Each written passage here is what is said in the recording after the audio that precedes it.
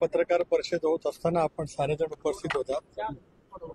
एक तासभर पत्रकारांच्या सर्वच प्रश्नाला मी अतिशय सौहार्दपूर्ण वातावरणामध्ये उत्तर दिलं. त्याच वेळेला शावाद संघटनेचे काही सहकार्य आले आणि त्यावेळेला त्यांनी निवेदन देत असताना काय झालं ते आपण सर्वांनी मिळून पाहिलं. त्यानंतर त्यांनी ते पत्ते टाकले तरी सुद्धा मी शांतपणे त्याचं उभं राहून निवेदन घेतलं. एक सभ्य राजकारण म्हणून माझ्याकडनं जे करणं अपेक्षित होतं ते अपेक्षेपेक्षा जास्त सौहार्दाच्या वातावरणामध्ये मी केलं. उठताना निवेदन स्वीकारल्याच्या नंतर धन्यवाद म्हणून सुद्धा मी केलं.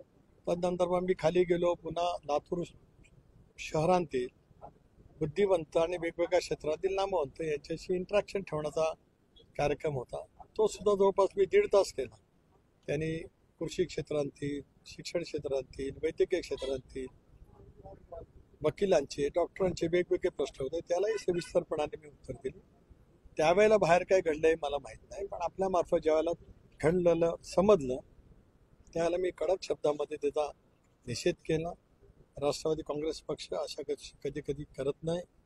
जे काय घडलेलं आहे ते अत्यंत चुकीचं आहे. माझी स्पष्टपणाची त्या संदर्भातली भूमिका आहे. सूरज चव्हाणांवरती काय कारवाई होणार आहे का? कारण ज्या पद्धतीने पक्षाकडून म्हटलं जातं की बाबा आम्ही असं समर्थन करत नाही, मात्र ते कृतीतून दिसणार आहे का? बघून आता त्यांना आज राष्ट्रीय अध्यक्षांनी बोलवलेलं आहे. सूरज चव्हाण रात्रीच गेलेले आहेत. त्या संदर्भामध्ये सगळे जर बसून योग्य तो निर्णय नक्की घेतील. आम्ही आतल्या कधीच गोष्टीचं आयुष्यात समर्थन केलेलं नाही. माझ्या राजकीय जीवनामध्ये सुद्धा कधी झालेलं नाही.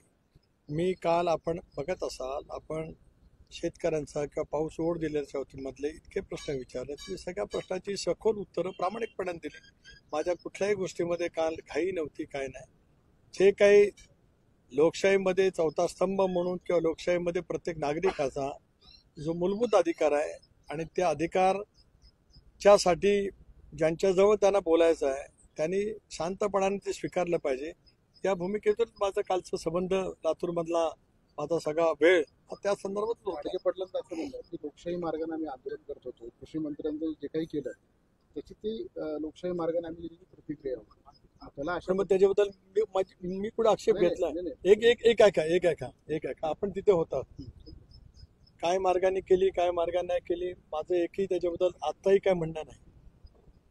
निवेदनं देण्याची आणि निवेदनं स्वीकारण्याची सुद्धा पद्धती आहे, पण त्या सगळ्या पद्धतीला बाजूला सारं जरी केलं गेलं तरी मला त्याच्याबद्दल आक्षेप बिलकुल नाही. एवढं सगळं त्या मोठ्या आवाजात बोलत होते, सगळं काय बोलतो मी शांतपणे ऐकलं. पत्ते टाकले तुम्ही होतात की तुमच्याकडे रेकॉर्डिंग असेल, तुम्हाला दाखवायचं असेल दाखवा, नाही दाखवलं तरी माझी हरकत नाही. ऐकून घ्या ना प्लीज. अजिबात नाही. त्यानंतर परत उठून निवेदन घेतलं. मी बसून पण घेऊ शकलो असतो, पण मी उठलो याचं कारण की त्या निवेदनाला मला रिस्पेक्ट करायचा होता.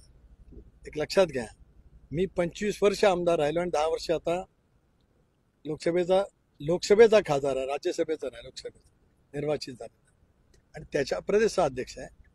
त्याच्यामुळे मी रिस्पेक्ट केला. निवेदन तेवढं पत्ते टाकल्याच्या नंतर सुद्धा मी उभं राहून स्वीकारलं आणि धन्यवाद मानले. आता याच्यापेक्षा माझ्याकडून काय पाहिजे? जे मी सांगितलं मगापासून 4 वेळा, जे घडले ते चुकीचं आहे, योग्य घडलेलं नाही. राष्ट्रवादी काँग्रेस पक्ष त्याचं कधीही समर्थन करणार नाही. धन्यवाद.